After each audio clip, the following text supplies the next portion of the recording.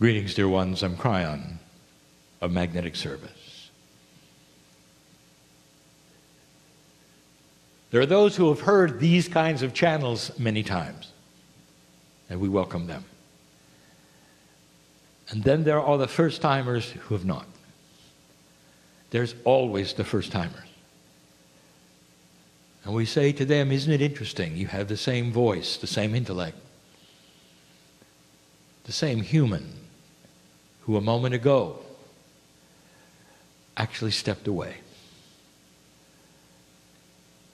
How is this process possible? And I will tell you, it is that which you have perceived which gets you literally into trouble cognizing this or believing it because you've expected something else.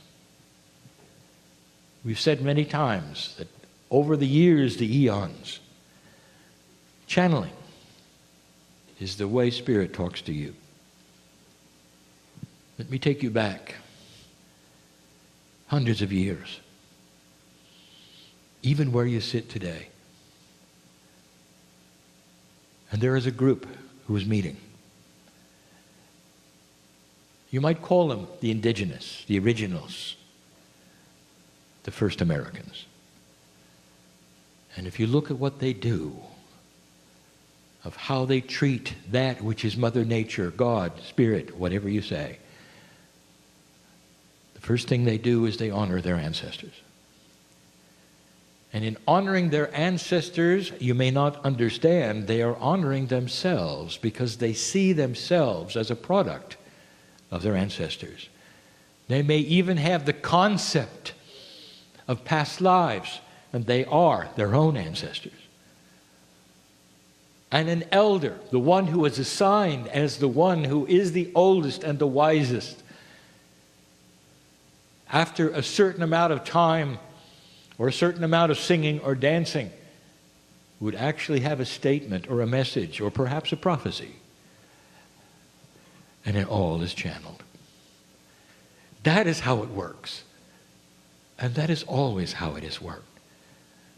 The acknowledgement that the elder was the one who had the ability to lead the others is not that uncommon. If you go back further and on another continent, thousands of years before that, they were simply doing it the same, except the gender was switched. Now I take you to Australia. And it was all women. And the idea of this is they are the life givers. They are the ones with the intuition. They are the ones who raise humanity and children. What better to have the shamanship and the channeling that humanity with them needed.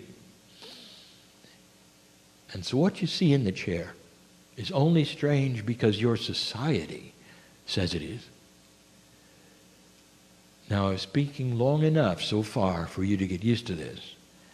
And I'm going to ask you, are you starting to feel that the energy is different? This is not the man who stood before you. The subject today is what it always is. The magnificence of the human being. In this new energy is startling. What is starting to happen in society will take generations. But what we want to tell you is what we have said before. There is precedent here. This has happened before in other places. And so when you hear the channeling of expectations of the prophecy, perhaps, of where it's going and what's going to happen and what is going on at this moment, it is a reflection of what has happened before. And in that there should be some solace. What happens with change? What happens when things start to get better? There's often upheaval. There's often a retranscription of reality where you have to get adjusted to something that literally was not there before. If new things are presented to the psyche of the human being, the first reaction is fear. A new reality is not comfortable until it is absorbed, until it is tried, until it's comfortable. And what is going on, not necessarily just in this room, but within old souls and humanity in general, is the upheaval of change. The thing that you are starting to see the most is what I will call the exposure of the white hats and black hats. No more fence sitting is what we have told you is upon this planet. And the darkness is starting to show clearly. Whereas before it was muddled in the soup of grayness, you might say, of your very existence. You might have lived for 20, 30, 40 years on this planet and been part of major conspiracies, of Illuminatis, of control, and never really truly understood it because it was in the grayness under the hood. And now it's not. And suddenly you start to see it and you react. And what that's going to do, ladies and gentlemen, is it's going to create choice that you never had before. And that choice overwhelmingly, we've seen it, is going to be for the light. Integrity and transparency. And it starts with upheaval. It starts with things that don't make sense. It starts with a dark army that cuts people's heads off and wants to create horror and sorrow and darkness everywhere. Not a country-based army, but one that has no borders at all. First time, a dark army without borders, without a common language. We've said that over and over and over so that you'll see it as unique to your time and right on schedule. The knee-jerk reaction to the dark over light is that they must survive at any cost, and they're going to climb out of the woodwork. You're going to see it everywhere. It's going to come in many disguises, outrageousness, change, and it's already among those here know it. And it's in everyday life. You're going to see light workers that are having to make decisions. You can no longer, we talked about this last time, you can no longer subscribe to these kinds of energies and then go out of the room and live differently. That is a paradigm that you have gotten used to, dear ones. And the paradigm says that you go to worship and you dress for it and you sing songs and you kneel. And then you go home and you get in your regular clothes and you're somebody else. And you do that for year after year and you call it acceptable, never understanding it's not even real. And now it gets real. What do you believe? Do you carry it into your life? When you wake up in the morning, what is the first thing you think?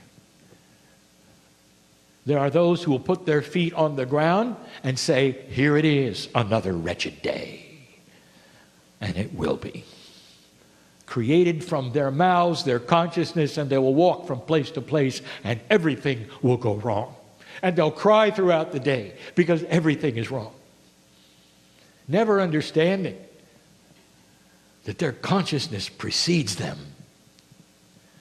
And then there are those who will put their feet on the ground and smile and chuckle and say, here I am again, magnificent in a beautiful world. And you'll say, well, Kryon, are you just fooling yourself? It's not a beautiful world. Maybe it is to the one who walks around and creates a beautiful bubble wherever they go. A countenance which is gentle, which allows them to laugh, which has compassion for others wherever they go.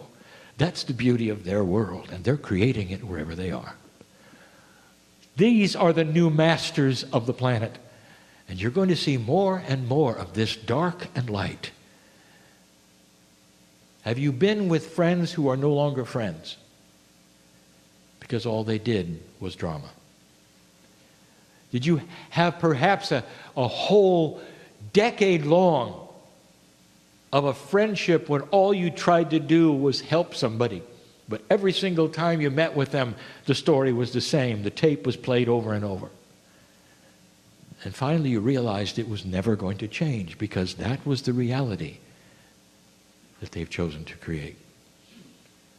And so you dismiss, and you are on your own, creating your own bubble. The difference is this, dear ones, that your bubble is light and is being shared. Wherever you walk, the darkness recedes. This is the new energy. And light is winning over dark, which means that if you have a compassionate consciousness, it's infectious. People are going to want to be around you, to see what you have that others don't. That carries you through life differently. It makes it so that you and your children have a better life and you react differently to them and they see you differently. You at work is different. You with others is different.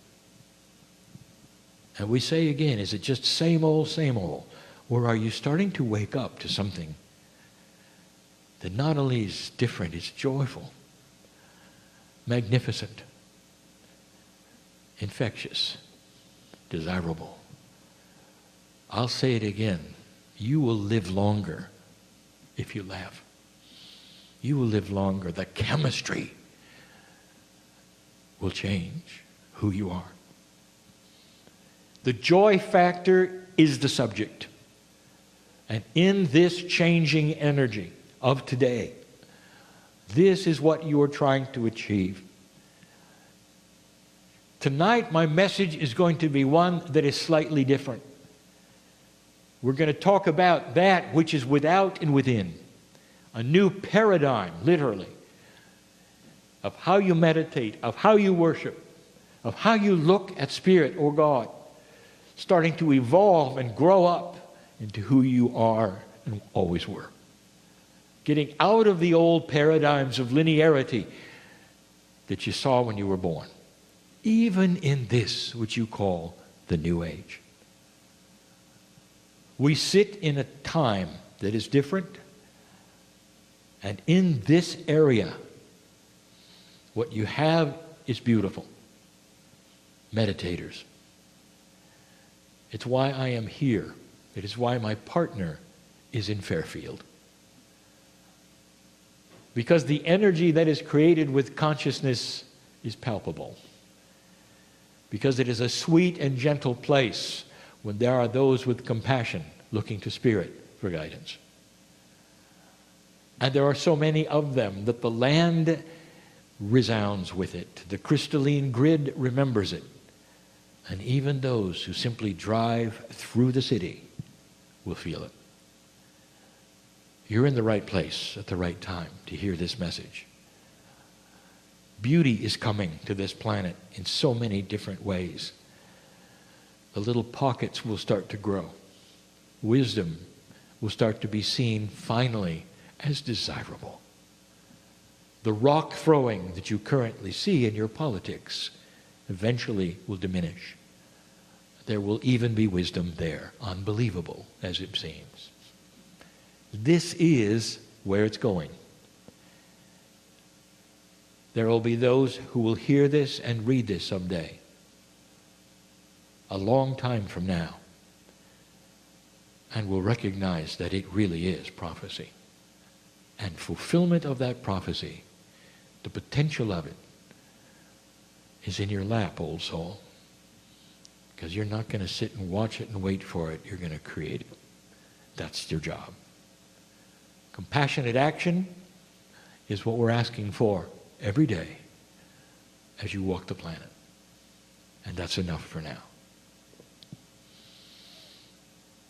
And so it is.